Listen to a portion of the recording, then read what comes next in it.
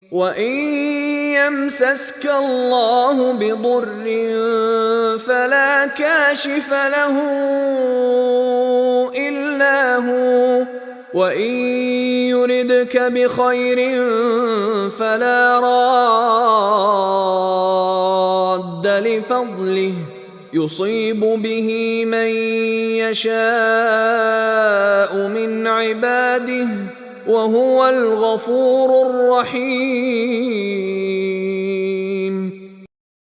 اور اگر تم کو اللہ کوئی تکلیف پہنچائے تو بجز اس کے اور کوئی اس کو دور کرنے والا نہیں ہے، اور اگر وہ تم کو کوئی خیر پہنچانا چاہے تو اس کے فضل کا کوئی ہٹانے والا نہیں، وہ اپنا فضل اپنے بندوں میں سے جس پر چاہے نچھاور کر دے، اور وہ بڑی مغفرت بڑی رحمت والا ہے۔ And if Allah should touch you with adversity, there is no remover of it except Him. And if He intends for you good, then there is no repeller of His bounty. He causes it to reach whom He wills of His servants, and He is the forgiving, the merciful.